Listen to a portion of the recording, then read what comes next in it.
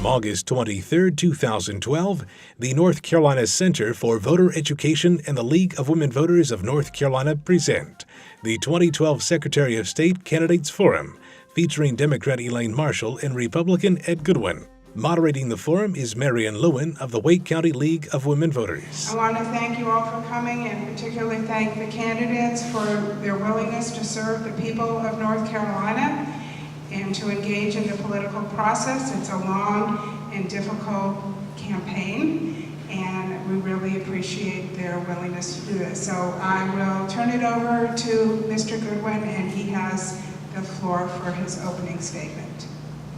Thank you, Ms. Lewin, and good evening. First, I'd like to thank the League of Women Voters for this opportunity. It's critical that the voters get every chance they have, they can find and inform themselves so they cast their vote as a well-informed voter. I was born and raised in Eaton, North Carolina. That's almost on the coast, almost to the ocean from here. Family farm. Graduated from high school, went to East Carolina. I got drafted during Vietnam. Spent 4 years in the service. Came home and went back to East Carolina after I graduated from Sam Howard as a special agent with the CIS. So I did that for 23 years all over the world. So that was 27 years of service to my country. I swore to my God to die for this country. I still take it seriously and to uphold that Constitution against all enemies, foreign and domestic. After I retired, I started 2 businesses. I still hold a minority interest in those businesses. I came home just like my father asked me to. He said, go off and see the world, son, and come back to the farm and take care of me in my old age. And I did that, and my brother, who's in the audience, retired, and we started farming back again with Daddy, just like we did when we were little boys. That was priceless. My God richly blessed me to allow me to do that. After my daddy died, my father and I still continued, my brother and I still continued to farm.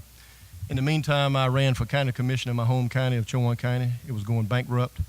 In 3.5 years, we turned it around. I'm the chairman of the county commissioners there. I have been for 4 years. I decided to run for Secretary of State because the business climate in this state needs a change. I think I'm qualified and experienced to make that change, and that's why I'm here tonight. Thank you. Can you hear me? Is this microphone at the right place? Okay. Good evening, everybody, and thank you all for being here. A special thanks to the League of Women Voters and the NC Center for Voter Education for hosting this forum. I'm Elaine Marshall, Secretary of State.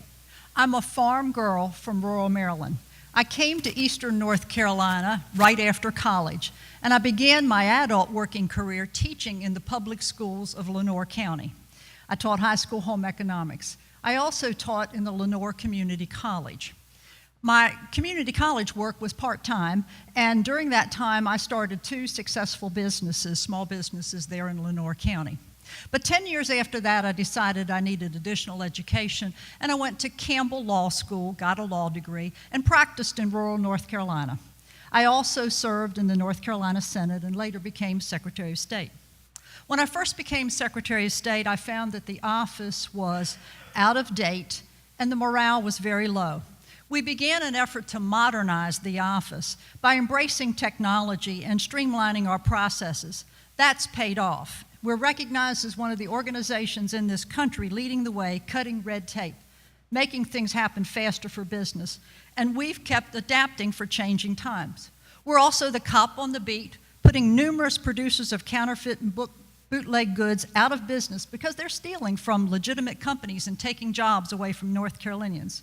We've cracked down on Ponzi scheme folks who've preyed upon our citizens, especially our seniors.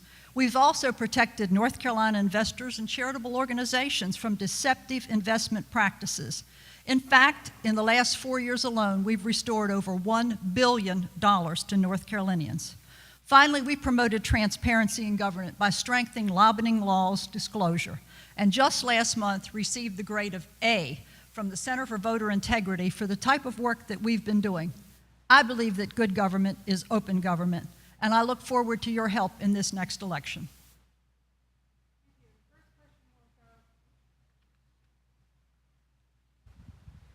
Thank you. The first question will go to Ms. Marshall, and that is, why are you running for office?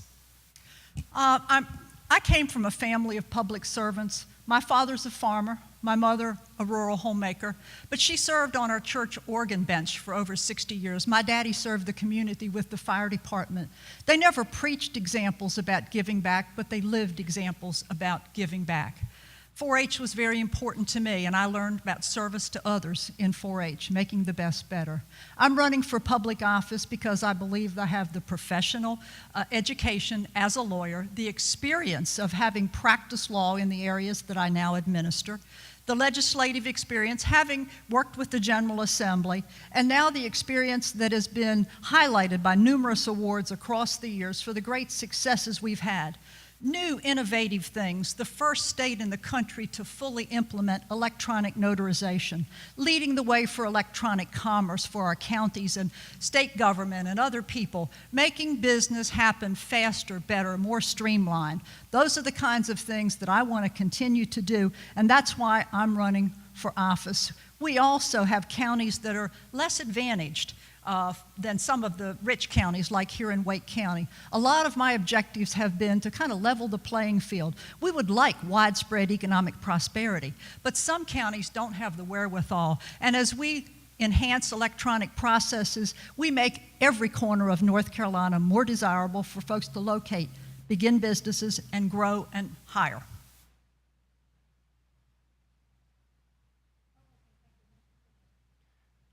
I'm running for Secretary of State because I'm truly a public servant who gives. I do not take. 31 years of my life, counting the 4 years as a county commissioner, I have struggled and fought against what I thought was wrong. As a gun-carrying agent with the U.S. government, I did that same thing. I cannot stay away when I think I see a problem that I can address and I can fix. Ms. Marshall has done a tremendous job. The website has been changed. A lot of things have been updated, and it's a good website. But I do believe it's a time for a change. As I was doing my research on running for office, I ran across a videotape of Ms. Marshall that said to Richard Burr, "You've been in office 16 years. You've been representing the people of North Carolina for 16 years. You've lost touch with your electorate. It's time to throw the bum out." That kind of got my attention. And made me think maybe it is time for a change. We need to look at things and how we can improve this business climate. 6 things real quick. The regulatory environment, the cost of doing business in this state, the labor force, the growth prospects, economic climate, and the labor force, quality of life. Those are the 6 things that businesses look for when they're starting to start up or move here from somewhere else. We need to do something about those to improve our position in the Southeast. Thank you. All right, the next question goes to Mr. Goodwin. First, what is your view of the role of the Secretary of State, and what would be your priorities for the next 4 years if elected? Just like I was naming those 6 things that need to be addressed, Ms. Marshall made reference to the poor counties. I come from a poor county. We've gone from Tier 3 to Tier 2. We were bankrupt and we've come back. We haven't got the help that we think we need, but we represent, as Secretary of State, you represent all people. I think we could go to the 100 counties. I call it the 100 quality control checkpoints in the state of North Carolina. Talk to every economic development director, county manager, chairman of board of commissioners, and chamber of commerce. Find out what is wrong with the business climate in your county. Make that long list, then analyze and assess that list. And as you analyze and assess that list, take the low-hanging fruit. Do not go up high in the apple tree to try to get that big prize apple. Take the low-hanging fruit and take it to the state legislature and say, ladies and gentlemen, this is what needs to be improved and changed to improve the business climate in the state. That is one thing we need to do. Also, I would go to our neighboring states that keep defeating us all the time in business recruitment and business survivability and find out what they are doing. What are they doing making them more successful than us? And copy it. Success has many fathers and mothers. We don't have to reinvent the wheel. We can follow that plan.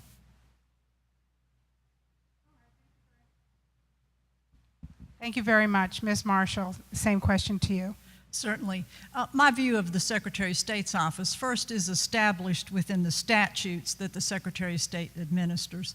We have no authority beyond that that is actually granted to us by the General Assembly or other laws.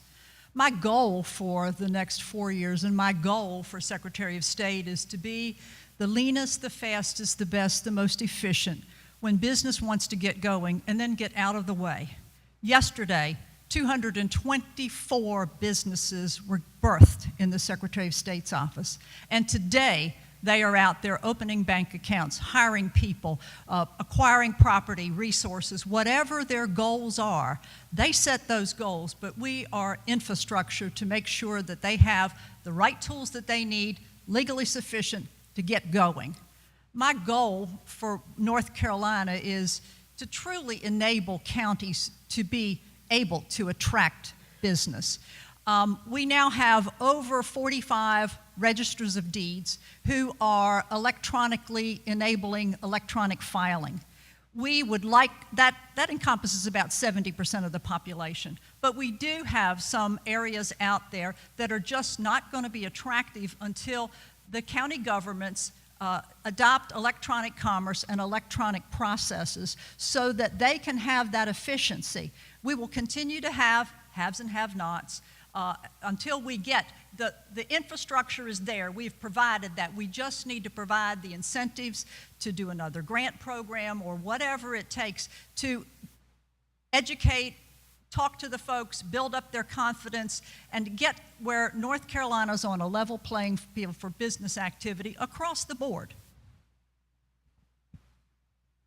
Thank you very much. The next question goes to Elaine Marshall first. The average voter may not be familiar with all of the roles performed by this office. Why do you think this race should be important to them?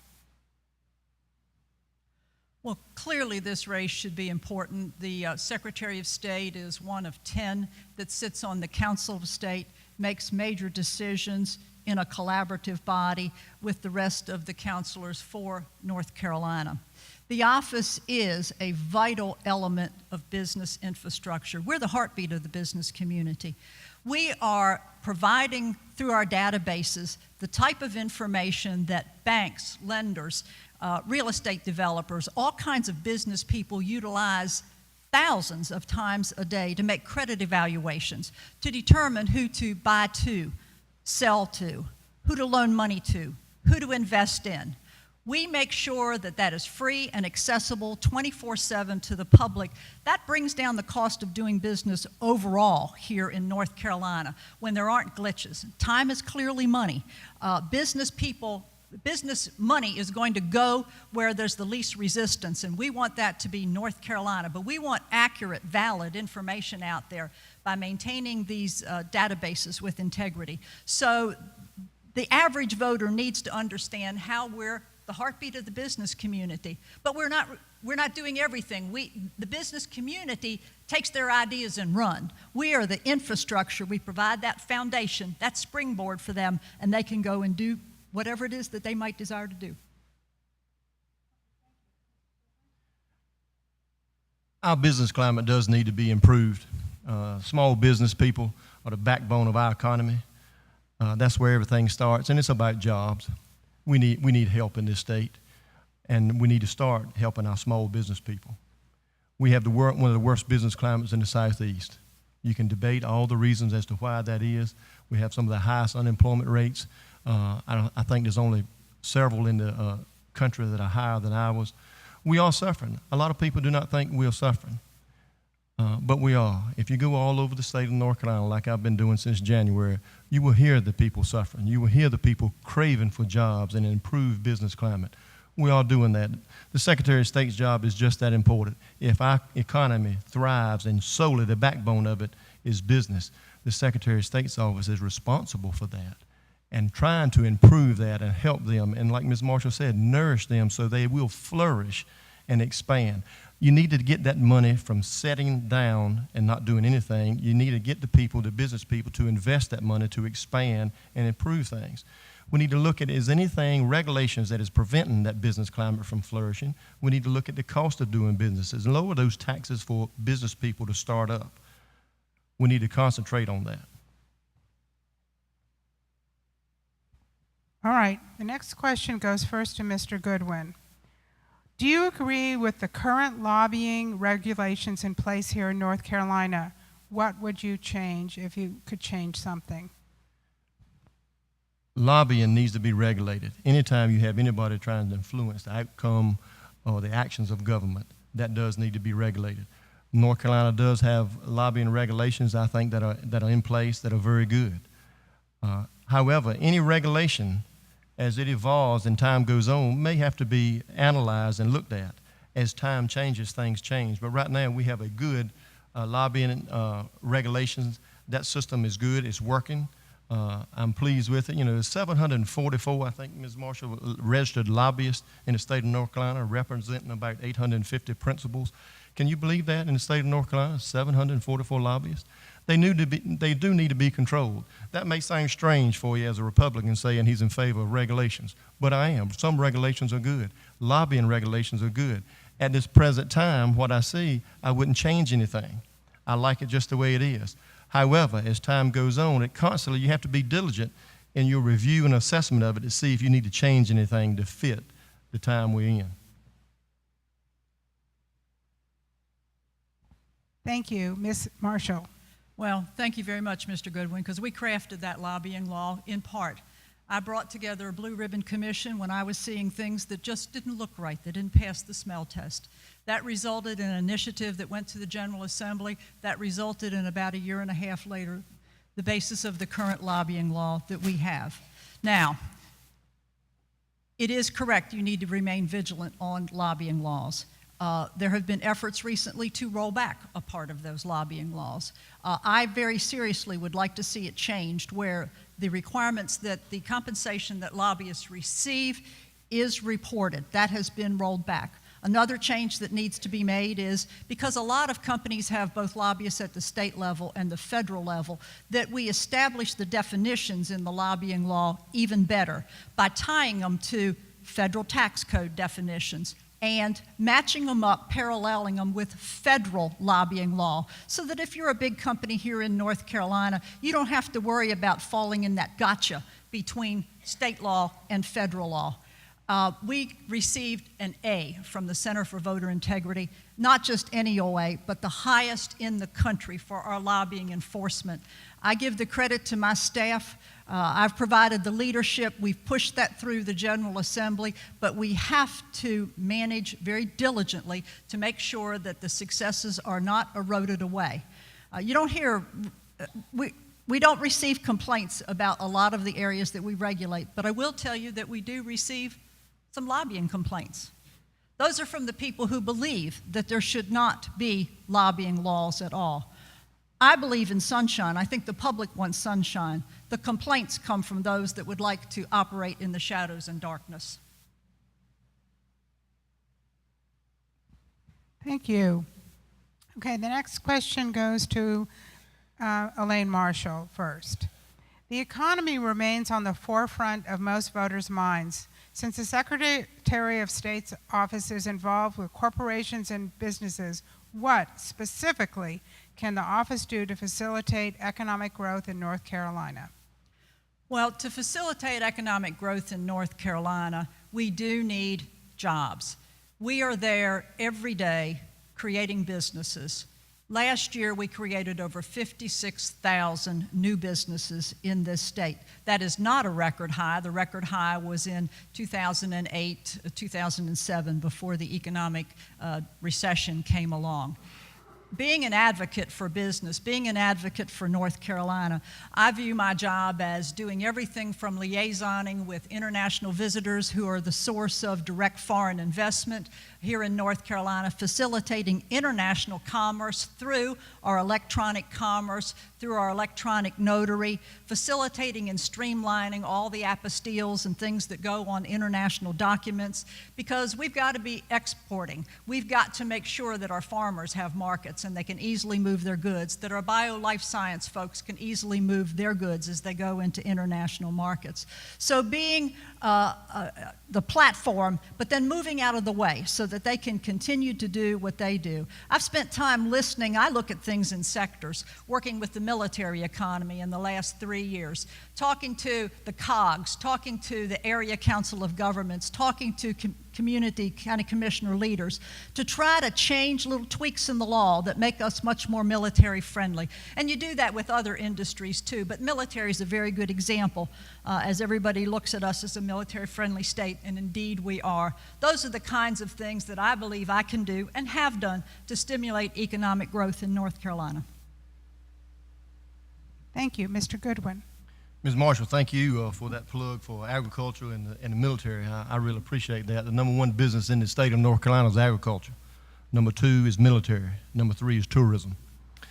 I've been all three. Everybody in here has been tourists, right? Some of you in here have been in the military. Some of you in here may have even been farmers at times, so you know it's difficult. But we do need to improve the agricultural climate, and the military especially. Also, we need to go after some of the foreign interests. China owns a large percentage of the U.S. debt. That means North Carolina's portion is in there as well. Why can't we turn the tide and recruit Chinese businesses to come to North Carolina, use their money to build manufacturing facilities in this state, make them pay taxes in this state to the counties and to the state, and we will feel like we're getting some of our money back. We're getting a payment back here. For the military, working with the Wounded Warrior projects and everything, we should have a mandate in the state of North Carolina that wounded warriors are priority one in hiring for the state of North Carolina. If that warrior is wounded and still can perform that job, we need to make them priority number one to hire them first. It's number two business. We need to do something about it. In my home county, the smallest landmass county in the state of North Carolina, we have one grain dealer in that county that sends 53 trucks per day loaded with grain to the port of Norfolk, Virginia. Norfolk, Virginia collects all the port cost. Virginia collects all those usage fees, all the ship costs coming in. We need to make that better for our farmers. We need to expand with foreign countries because we can feed the world. Farmers can feed the world. They've done it before and they're still doing it. We need to help them improve as much as we can.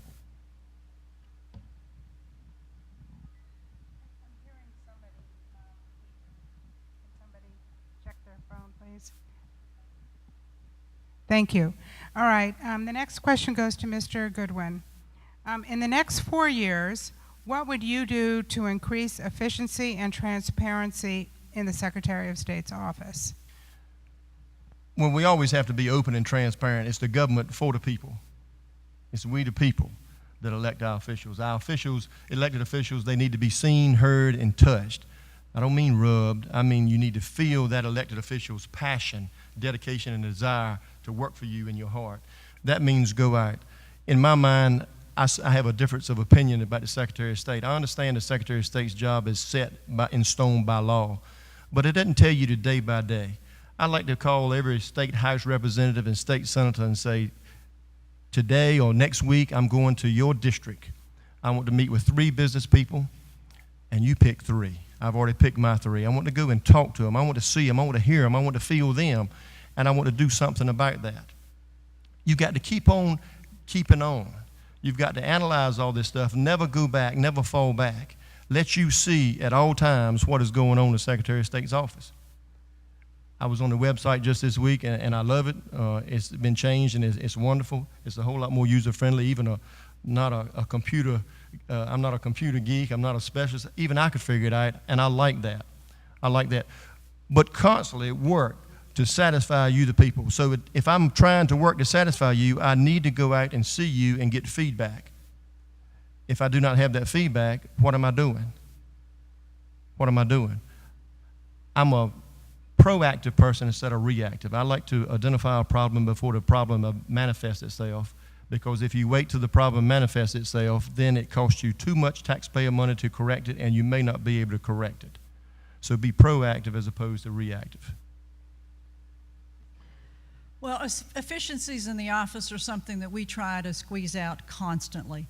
The very lowest hanging fruit on that would be to drive more folks to use our services electronically. They are very simple to use online. We have currently about 60% of most of our divisions, some exceptions, being utilized and reached electronically. We need to again do a new round of education, going to chambers of commerce, improving our help desk services, or not improving them, but making them more widely known. Sadly, we don't have money to do that kind of advertising, but we do it as best we can to make sure that folks understand how to use it, make sure that they understand the safety features, raise their comfort level up to get more electronic filings. We have almost 10,000 per month that are commercial loan documents that are filed. If I could get that up to 90%, I would be exceedingly happy. But the role of the Secretary of State really has to serve all people. We can't pick and choose our customers like some banks or other types of business might do. We've got to serve everybody from the cottage craftsman up to the most sophisticated level of business person. And so we're probably never going to reach 100%, but we really need to do a much stronger job, repeat again and again, to try to get more utilization. We conduct surveys with our users and find that the satisfaction level with what we have is either very satisfied or satisfied in a lot of our divisions, 70%, 80%, 90%. But we're constantly asking questions about how to be more efficient. There are some efficiencies that lead us to misuse of our databases. So we also have to be conscious about rogue operators, criminals, who might misuse our databases. So just moving efficient for efficiency's sake is not always the right answer. There has to be a balance, but utilizing that more is the way to be more efficient. Thank you very much. Now we're going to turn to the audience questions, and we've received a number of really good questions from the audience. A couple of the questions have already been answered in those 6 questions that I asked, so I'm not going to repeat them, but I'm going to try and get to as many of the other ones as I can. So these questions will have 1-minute responses. One of the questions that came in from email, and we'll go to Elaine Marshall first. Okay. Could you please explain the Secretary of State's role regarding notary publics, and how would you investigate notary fraud? Well, clearly, I'm very pleased to talk about notary. Notary public is one of our strengths. We are the leading state in the country with regard to notary public education. A lot of states don't have any requirements at all, any education. And when you've seen things on the TV about robo-signing, I can't say it won't happen in North Carolina, but it is highly, highly unlikely that those abuses in real estate processes would happen here. We have a strong notary program that we've developed, a strong notary education program, and then we've taken it to a whole new arena with electronic notarization. So the notary program is vital. It is a significant portion. It maintains the integrity of our whole court system. Documents can't be received into evidence. Documents get certain credibility because of notary. Notary is kind of one of those old kind of maybe dusty functions that folks rely upon and don't pay much attention to it until something goes wrong. We've got investigators in the agency. We have prosecuted people or assisted in prosecuting people for even felony charges for notary violations. Thank you. Mr. Goodwin. Notaries are important. Growing up out in the country, farming country, you could ride down the road there and you'd see a little sign standing up about this tall in somebody's yard, Notary Public. And I would go with my father sometimes selling things and buying things and get that notary stamped, and he would give that lady or that man $2. Well, they wouldn't take anything. He would get some garden groceries from there to later on. I think right now, we charge too much for the notary license. Because that was something that the lady I'm having in mind was in her 70s, limited income, and she served the public. She always told me, she said, I feel like I'm doing a good service for the public. I have some business dealings with people who still like to have that raised seal. That's what I was brought up on. Electronic is fine if we can do that. I do know how to investigate. After 23 years of doing investigations and enforcing laws all over this world on behalf of the United States of America, notary is special to me. If anybody's taking advantage of that, out of legal documents, you cannot do that. Thank you. All right. Next question goes to Mr. Goodwin. Can you please name an award or honor that has encompassed your professional accomplishment most? Just one? I think so. Well, I don't know, you got 1 minute. Okay, 1 minute. I will not talk about it, but one. I usually do not say anything about this, but since I've been campaigning, my campaign manager insisted that I start talking about it, but it's something near and dear to me. When I was in the service, after I was discharged, I was awarded the Airman's Medal for heroism for doing something that saved a lot of lives and put my life in extreme danger. I'm not a brave man by any means. I'm not afraid of anything. There's a difference. If I had time to think about what I did, I never would have done it. But today, one guy's a CPA, and the other guy is director of Boulder, Colorado Hospital because I saved their lives. If I had to name just one, that's the one I'm most proud of. Thank you, Ms. Marshall. For me, the most valuable and important award I've received was being named by the North Carolina 4-H Foundation Lifetime Achievement Award. 4-H was so important to me. I wouldn't be where I am today had it not been for opportunity in the 4-H club. And I believe in giving back. While that was in another state, I came here when I became an adult. I was a volunteer in Lenoir County. I continue to volunteer. I continue to fundraise and provide opportunities for 4-Hers. With regard to professional awards, I guess the most recent one is probably the highest and best. The Triangle Business Journal just last week named me one of the 100 most influential business people in the Triangle. I was very honored to receive that. Another one, the National Notary Association gave me their award in a few years back, actually 2 years before Mitt Romney received his. So I preceded him on that for what we've done in electronic notarization. Thank you. And so the next question will go to Ms. Marshall. Due to the home mortgage crisis, the real estate industry needs considerable help. What can the Secretary of State do to help this industry? Well, there's really two things that we do. We've talked an awful lot about notary. The notary enforcement is what has kept us on track so that that notary fraud, robo-signing, did not happen here. But for the real estate industry, many people don't realize it, but we have the second lowest residential real estate closing costs in the country.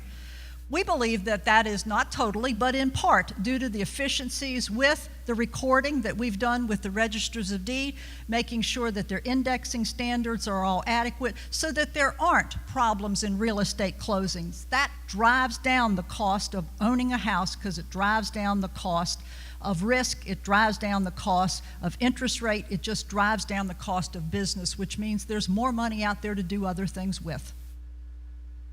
Thank you, Mr. Goodwin. I agree. We need to drive down the cost of these closings. The price at closing. As a farmer and buying land and putting the land up as collateral for capital that has been loaned, every time we borrow money or we change anything, we have to go through a full closing and pay those costs year after year after year. It shouldn't be that way. It shouldn't be that way.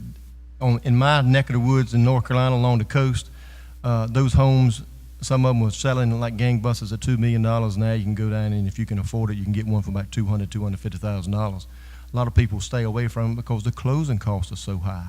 They can't believe how high the closing costs. Somebody's making money on that. We should stop that and we should pass that down and make it even, reduce it more than what it is now and get it down to the least amount possible. Thank you. Mr. Goodwin, if you could get the legislature to change one law that relates to what the Secretary of State does, what would it be? I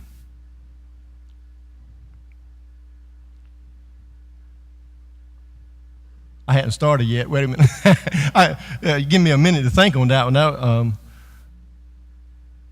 one law.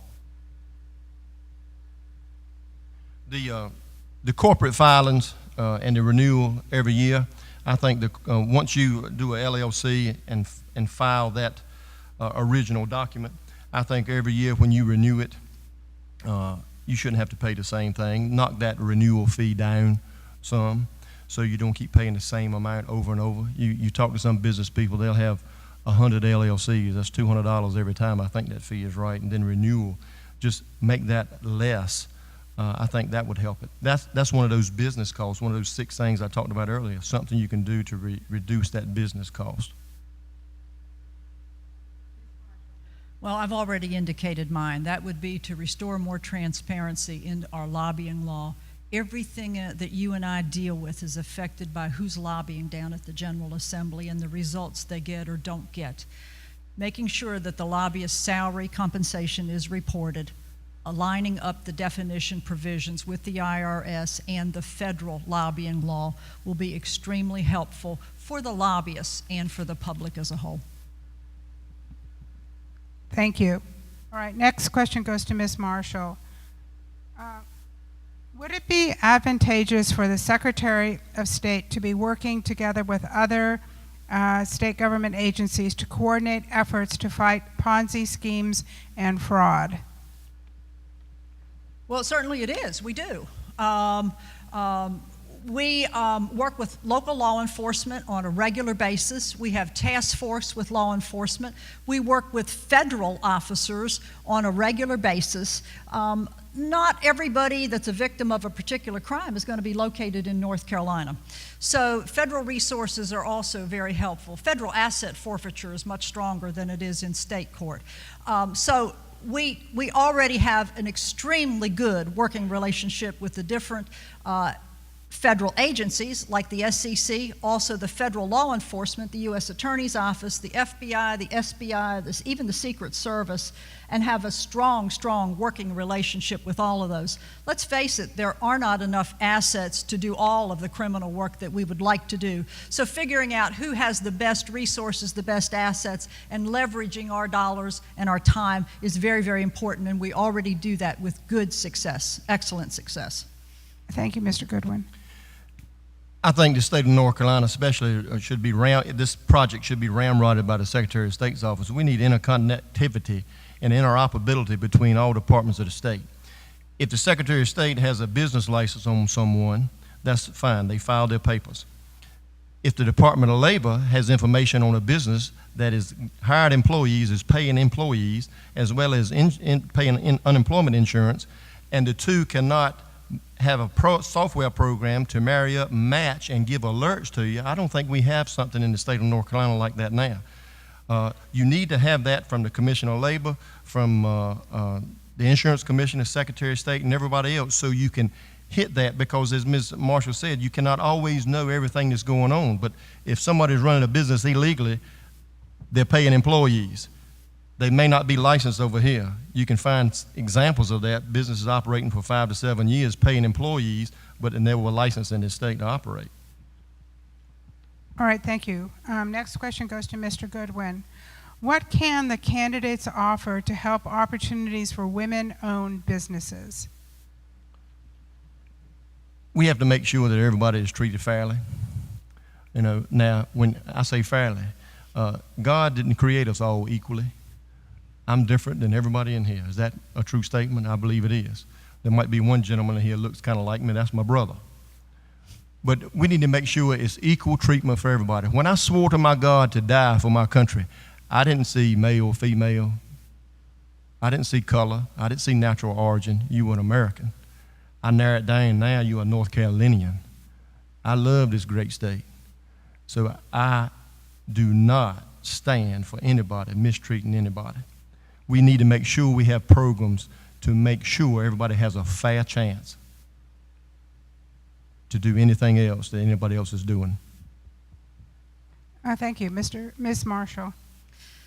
Well, what I can offer to women in business is my whole life. I have been a small business owner. I can identify with the challenges that women are facing, whether they're in professions, lawyer, CPA, others, whether they're startup businesses trying to juggle all the life balances, because I've had exactly those same experiences.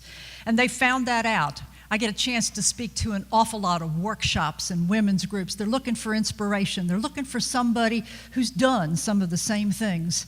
And they can sit back, and I hope they will say to themselves, you know, if she did it, I can too. That's what I can offer women in business and women facing challenges all across North Carolina.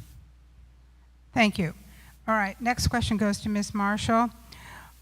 This is a question, I'm not exactly sure if this is worded correctly, but I'm going to read it as it was written. What will you do if one of the electors at the Electoral College votes for a candidate other than his or her party's nominee for president? A lot of people don't realize that we do have a role in Electoral College. It's a function of the state. Already it's underway. All the political parties have sent their electors in. We will remove the elector pursuant to state law immediately. We will then move an alternate into the elector position and go ahead. That situation has occurred in some states. It has been threatened or talked about or possibly thought about here in North Carolina previously, but we will enforce the law. Thank you, Mr. Goodwin. As a retired lawman, I would enforce the law. Prior to doing anything to that elector, I'd make sure that I understood the law properly and I had the proper legal advice and would have counsel with someone, and we would make sure that we were doing the right thing and we would take action required by law. All right, thank you. Mr. Goodwin, are tax incentives for new businesses really helping our economy in this state? I personally do not think so. If you are given certain incentives, if you're given an incentive like that to a business to come, you need to have clawback procedures. Tax incentives, remember, tax incentives means taxpayer money. You worked hard for your money. That's why I'm talking about clawback. If a business gets that money, they should have certain standards they have to abide by to and achieve. If they do not achieve that, they have to give that money back. I do not like incentives for certain businesses. There may be some qualification there may be a need, but I consider that not good expenditure of your taxpayer money to give incentives. We do get whipped a lot of times in business recruitment and other places for as incentives, be it tax or be it labor incentives, training incentives. But there's certain times a tax incentive would work. In my home county, we had a building there that was no longer any good, and we had someone come in that wanted to buy it. We sold it to them, and we gave them tax incentives from the standpoint they would not be charged tax until they got their certificates of occupancy. Thank you, Ms. Marshall. Well, I was in the Senate when we decided not to enter into the escalating war of incentives. However, all of the states around us and everybody else did, and North Carolina at that point felt compelled to get in the incentive business. I think given the current climate, it is necessary. I don't particularly care for it, but it needs to be tied to a couple of things. It needs to be tied to the location of the county and the average wages there, whether these are really decent jobs, provide benefits for the people, or are they just transient kind of jobs? We also need to, if we're going to be in the incentive business, to consider incentives for the local businesses that grow. The most common thing I hear as I travel about is, what about me, the small business person in any place that has 3 or 4 employees and they want to grow, and they see that the big elephants and the folks coming from somewhere else are getting incentives and that they are not. So I think there needs to be more parity and equity in the situation. All right, thank you. Next question. How will you, Ms. Marshall, how will you ensure that every North Carolinian continues to have the right and freedom to vote? Well, voting law is not done by the Secretary of State. Secretary of State has never had voting, at least not in the last century, the 1900s at all. Some people think we did it right after the Civil War, but that I'm not able to answer that. We need to make sure that citizens do have access to voting, that citizens can come and express their views at the polls. I think we need to have more voter education activities like this. We need to have times when the polls are open and accessible. It is really silly that we only vote on one day. I had a couple of experiences being in the hospital with a sick relative, and I thought about these nurses caring for my husband. You know, they can come on election day with all good intention of going to vote. and yet something happens with one of their patients, and they do what they do best and take care of that patient, and the next thing you know, they don't have time to go vote. So wide open, more accessible, recognized early voting spots are clearly important for a lot of people to have access to voting. Thank you, Mr. Goodwin.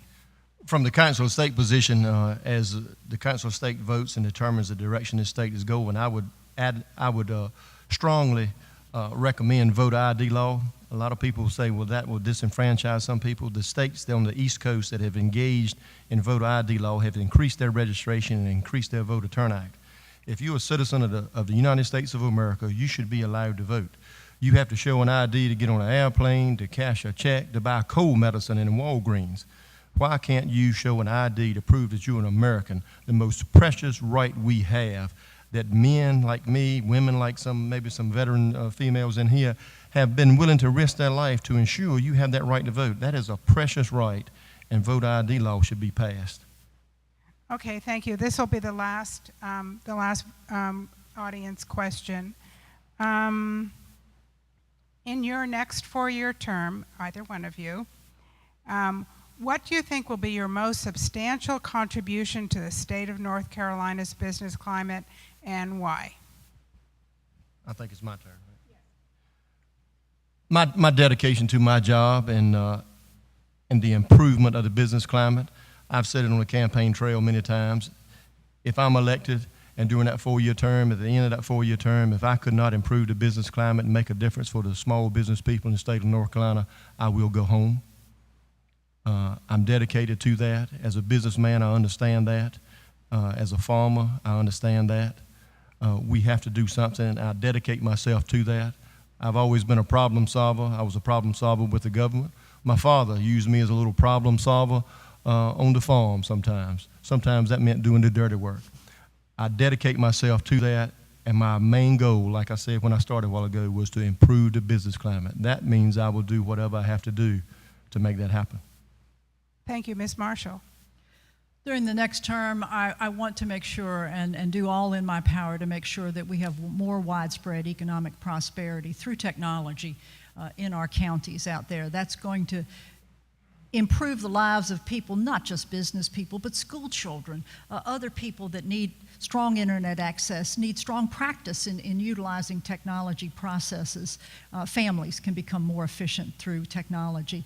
And at the same time, tending to the vineyard of the criminal activity that we oversee. We are starting to identify business identity fraud, just like people have identity fraud, and I'm going to be committed to working a lot on that during the next term so that someone's good creditworthiness does not get misappropriated by some rogue person pretending to be another corporation. That harms on both ends of the buy-sell equation. All right, thank you. Thank you. This concludes the question part of our forum. We've had some great questions from the audience. I really appreciate your participation. And now we're going to go to closing statements. And Ms. Marshall will give the first closing statement because she went second in the opening. Again, I want to thank everyone for coming out tonight, and especially the League of Women Voters and the Center for Voter Education for hosting this. I hope that you have found this evening informative. While we are running in a partisan race, the administration of the Secretary of State's office is a nonpartisan endeavor. Our role is to serve all of North Carolina, one party or the other. Easing the burden on businesses and helping create jobs in North Carolina is something that should unite us, not divide us. Similarly, cracking down on scam artists and protecting North Carolina investors makes our state a safer and more profitable place for all of us to live. I have instituted policies that ensure politics do not interfere with the administration of the duties of the Secretary of State's office. As a result, we've been honored by pro-business organizations as well as consumer watchdogs, organizations as diverse as Common Cause and the United States Chamber of Commerce. I'm proud, very proud of the work that we've done. I want to continue to serve as Secretary of State for all North Carolinians. I ask for your vote, and I thank you. Thank you. Mr. Goodwin. Thank you all for coming to become more well-informed. I think you've seen some similarities between the two candidates up here tonight, and you've seen some recognizable differences. And that's always going to be the case. My differences are well known, and you can see. I am qualified. I have not served for 16 years as Secretary of State like Ms. Marshall, but I am qualified and experienced. If for no other reason, my investigative experience all over the world, my diplomatic experience, my being around different leaders of major countries in the world, as well as a protective service team member to presidents of the United States of America. You can't help but learn something when you're there. One thing that really bothers me, I think we can improve the business climate in this state by making a change in the Secretary of State's office. Ms. Marshall deeply upset me when I looked and she came out and supported the Occupy Raleigh people. As a veteran, I felt disrespected. I felt a little disgrace. That hurt me, that an elected official in the state of North Carolina would do such a thing as that. That organization advocates for the overthrow of the government as we know it.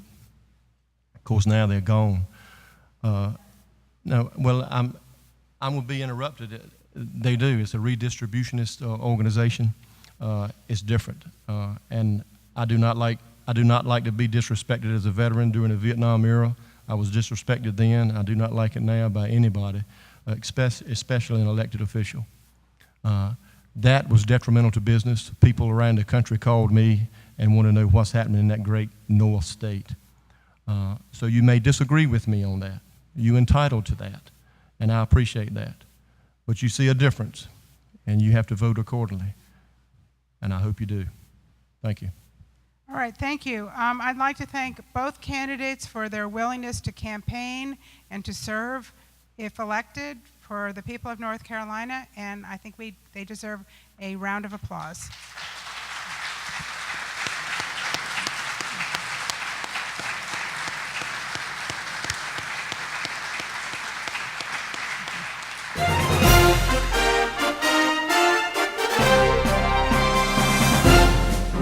From August 23, 2012, this has been the 2012 Secretary of State Candidates Forum, presented by the North Carolina Center for Voter Education and the League of Women Voters of North Carolina. For more information, please visit ncvotered.com.